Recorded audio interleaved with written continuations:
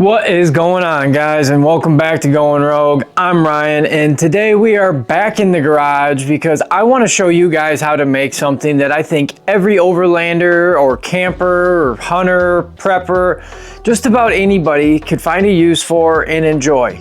And that is this little guy right here. And no, this is not just an ammo can, but yes, it is an ammo can. But this is what I like to call the Campdle, or Campfire in a can. And basically, this is just a giant industrial sized wood wick candle that I make. And these things are just a great handy thing to have with you when you travel or are camping, because they got a waterproof lid. It's got a durable box, so you don't have to worry about, anything damaging it, or the candle getting on anything, or anything getting on the candle, really. And just a simple thing to pack. And then when you're out traveling around and you're in a rush, or you just don't feel like the headache of dealing with a campfire, you can just pull this thing out real quick, grab your torch, and within a few seconds you got yourself a faux campfire. And the thing, once they're all lit, puts out quite a bit of heat and really gives you the effect and the ambiance of a campfire with none of the headache. And they're a really simple thing to make. All you need is some wax, an ammo can, and some wood shims that you would normally, like shim your door frame open with, and that's it. And the other cool thing about this is when you're done with it, all you gotta do is shut the lid and it'll snuff itself right out. So this thing is a great thing to have. Why don't I show you how to make one? All right, guys, so this is everything that you're gonna need to build one of these. Starting with, obviously, you're gonna need an ammo can. And these things come in many different sizes and flavors. The first one I did, this was a 5.56 10 round clip box.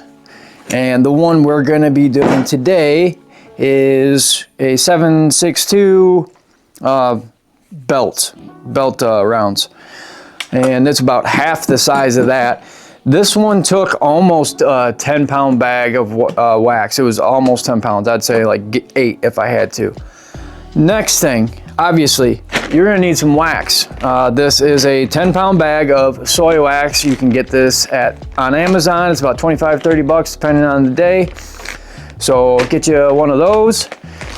And then you are gonna need some wood cedar shims. You can find these at any hardware store or anything like that. They'll carry those. And then you're gonna need also something to cut your cedar shims with. I prefer just using these razor shears because it just makes it easy, because you can just score it and break them off. You could even use a Stanley knife to just score it and snap them off. Or if you really want to, you can get out like a jigsaw or something, that would work too. Whatever you wanna do. Then you're gonna need a bowl to melt all your wax. I recommend using something that you are not in love with and aren't gonna cry if you have to toss it out. It might get, covered in wax permanently, or, a lot of times you can just toss it in the freezer and the stuff will crumble out on you. But just in case, I would veer on the side of caution. Obviously, you're gonna need something to warm all that wax up. So do this somewhere that is, if you make a mess, you'll be okay. That's why I'm out in the garage. It shouldn't be messy, but just in case. Wax is a pain in the ass to clean up if you've ever had to. So, and then the last thing that you're gonna need is a hot glue gun. I use the hot glue gun to glue the end of the shims down into the bottom of the ammo cans, and that's what I use to secure them to the ammo can with while you're doing all the wax melting and everything. But that pretty much covers what you're gonna need. Let's get going. Okay, first step, we're gonna start by just clearing off the table of everything that we don't need. And then at this time, I also would recommend that you start your hot glue gun and start getting that warmed up. Get your ammo can that you're gonna need here front and center. We'll put this, let's move this stuff right here. Get out your wood shims. This is going to be about the first thing you need is your wood shims. Let's just put this away before it spills for now. And we don't need these gloves quite yet. So first thing you're going to do is determine how big you need to make your shims. And why don't we do this? These come off and this will just make your life easier for now. We'll put that to the side, or we'll put that under here because it's in our way. And so what we're going to do is we're going to go under here. Let's see. Take your tape measure. I like to leave about, just for starting out, the top of your wood shim about a ½ inch below the rim of this is where I would kind of start it. And then you're going to stop your wax about 1/4 to 3/8 below the top of your shim, if that makes sense. So in this situation here, the top of this can is 6 5/8. So we're gonna say 6 3/8 would be 1/4. So 6 1/8. 6 1/8 it is, okay? So we'll take our razor snips and we're gonna take that and snip this at 6 1/8 right there, just to mark it. Like that. And these shears are kind of shitty, so we're just gonna pop it like that, and bam. Check it, you got 6 3/16, close enough, but boom. So that's gonna go in there like that. Now you just gotta make a whole bunch more of them, and what I like to do is to alternate these. So you've got a fat end, it's fat on one end and skinny on the other. To be honest, they both kind of burn. Sometimes the fat ends burn better and sometimes the skinny ends burn better. It just kind of depends. So I just kind of alternate them and just kind of go random. So I'm just going to, at this point, just start making a whole bunch of them one way, and then so the fat end, and then make a whole bunch of them with the skinny end at the top.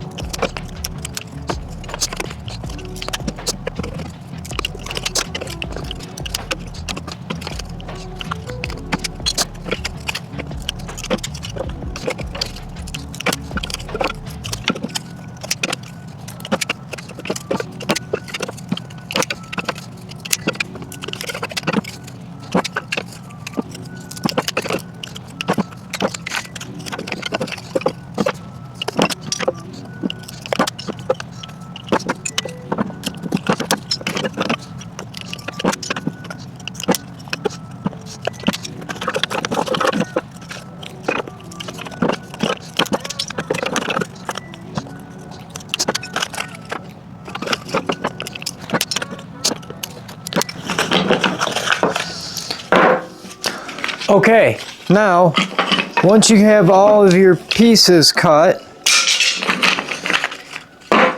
take all your big ends and your skinny ends and separate them. And now this part's up to you. I did on mine just a random pattern on the first one, and I think I'm going to make on this one with the shim pattern just kind of like an H, a bunch of angled H's or something like that. Kind of like, I think I'm gonna go with a pattern that would look like a wave, kind of like that. If you can see it like that, and then alternate it back and forth. That's how I'm gonna do it. even alternating with the big and the skinny ends on this one, because this one I don't have as much room, so I'm just going to make that right down the center, and that should take up the majority of the real estate in here. So that's how we're going to do that. So now that's empty. Get your hot glue gun and start placing your shims.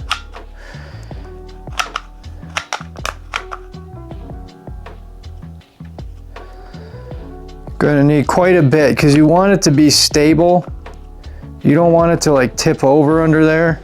Oh, can be messy. That's why I said to do this somewhere.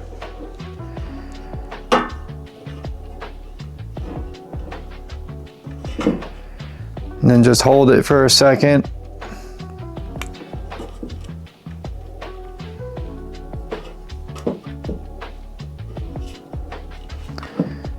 I think I got that one where I want it. You know what? I'm gonna have to redo that a little bit. I moved it.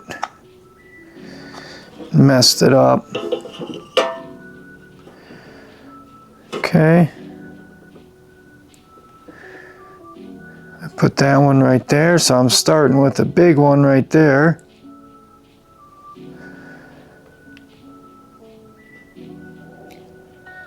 Starting to harden up.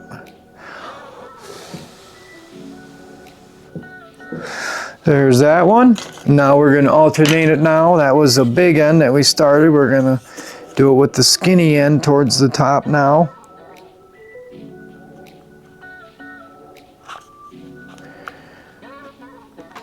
Okay. Oh, this hot glue gun got really hot. Stuff's dripping.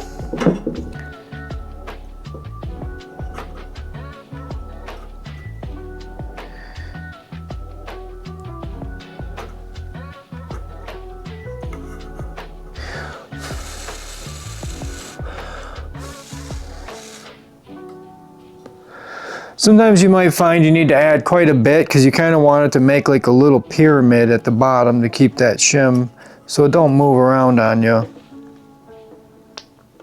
I see what I got to do. I got to make a little puddle on it so it'll run down. There's the method.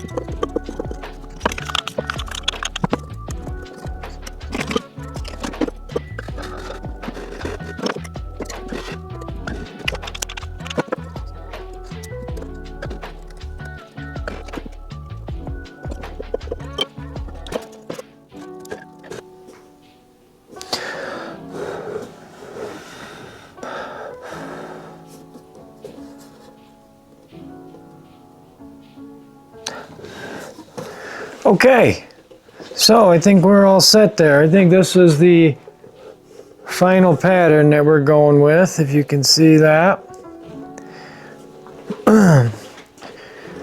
So, now that we got that taken care of, let's get all of this stuff cleaned up and out of our way that we don't need. Let me throw this stuff out. Okay, get all this stuff out of your way because we're not going to need this anymore. Oh, that's still hot. We'll just leave that right there. Put these away.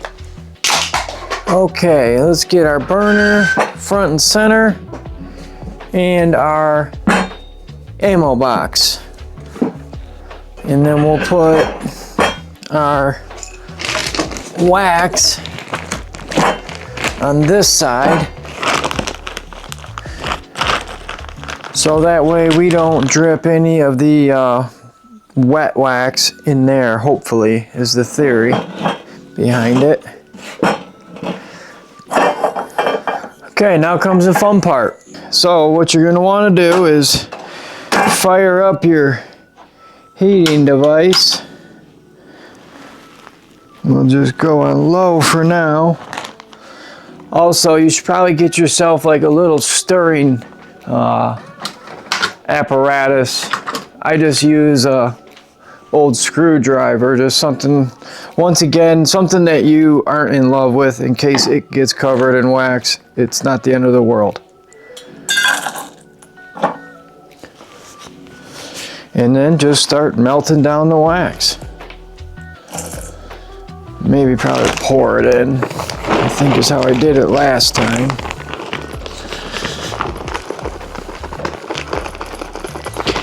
And I would just recommend doing small little batches at a time. This, it cooks down a lot, but you know, there's also a chance that you could heat up the hot glue and that your shims could tip over. So I kind of like pour this in there, let it solidify, and then that way though, that first layer kind of just makes the shims, you know, concreted in. So we'll just stir it. We'll give it a little more heat. Now here's also where you should probably wear at least one glove, especially if you got no pot handles like this thing. This is probably not the best bowl for the job. This is just the only metal one I could find. I don't know what happened to my other one I used to use.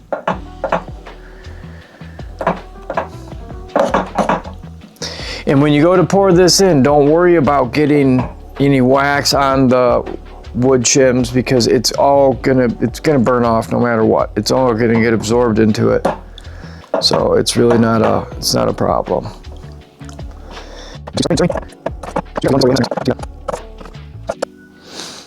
You don't want to cook the wax like I'm doing. You can see it cooking. You don't want it cooking, you just want it melting. Slowly. Okay. So I'm going to call that's pretty much melted. By the time it gets in there, it will be melted. Put that down. Now take your bowl. Pour it on in. Okay. And then repeat the process until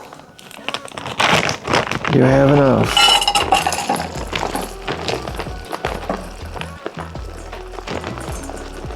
And as you can see, this wax cooks down really fast, or really far. Like this bag, it looks like I bought 20 pounds of wax, but really it's not as much as you would think.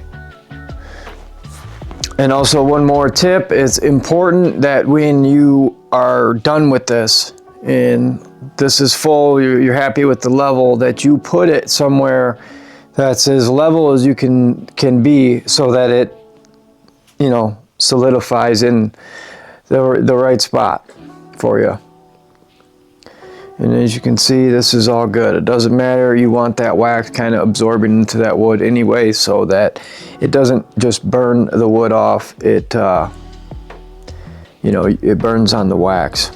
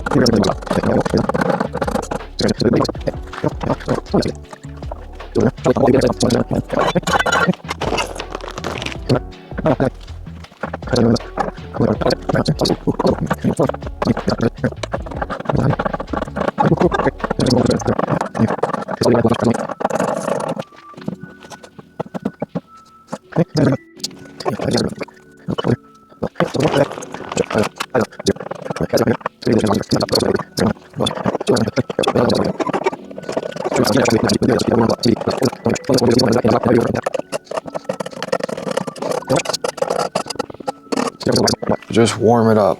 That's what you're going for. Okay, let's see.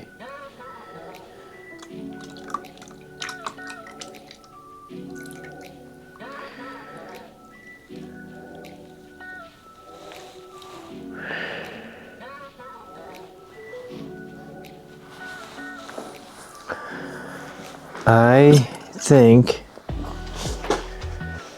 that is about perfect. We are about a little over a ½ inch away from the rim. Some of our wicks stuck out a little bit higher than we would have, you know, ideally liked, because there was like a big hump in the center of the ammo can that I didn't notice when I was measuring, but it's really not a big deal. The first initial burn, those wicks will drop quite a bit, so it's really not even an issue to worry about. So all we're going to do at this point is leave this thing alone, let it solidify and harden up overnight, and tomorrow we'll do the first burn. All right, guys, and we are back. It is the next day, and we're back out here, and it looks like everything went well. Our Campdle has solidified, got all hard. Like I said, a couple of our wicks ended up being a little taller than I wanted, but it's really not a problem. The wax kind of keeps the wood from burning, so anything that isn't covered with wax is gonna burn really quick. So you'll see in a second here, we'll burn this, and within 15-20 minutes, you can just knock the char off and you can trim them right up. So it's not a problem. So if it happens to you, don't sweat it. It's pretty hard to mess these up. But anyways, like I said, this is the pattern we went with. So we'll see how well this does. I typically carry a little like mini hand torch with me when I'm camping to light these. You're really not going to cut it with like a Bic lighter. You'll probably end up just melting your fingers or the lighter to do it. So bring some sort of like mini hand torch. You can get them at like a gas station. One would do just fine. You don't need anything this big. This is just what I had laying out here in the garage. So without further ado, let's fire up the Campdle. And one thing, it's important when you light these, start from the front to the back or back to the front, just so you know you don't get in the way of your own self. But anyways, here we go.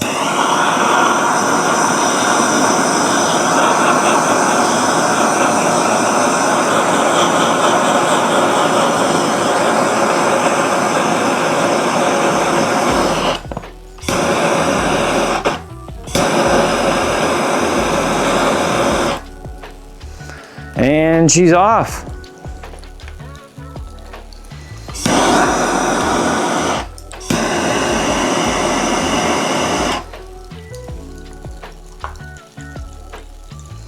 This initial burn is just going to act a little funny because, like I said, the wood hasn't fully saturated with the wax yet. So it's going to like just kind of burn out here, and then you're going to want to let it just cool back off. And then when you go to light it the next time is when it'll start acting more normal. But it takes just a minute to, you know, for it to kind of level out, I guess you could say.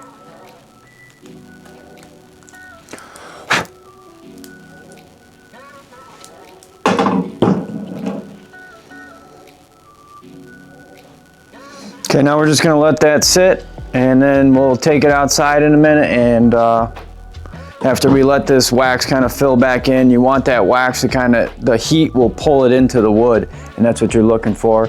So we're gonna wait for that to happen and go back inside for a minute, and we'll take it outside and do its final run. And there's your final product.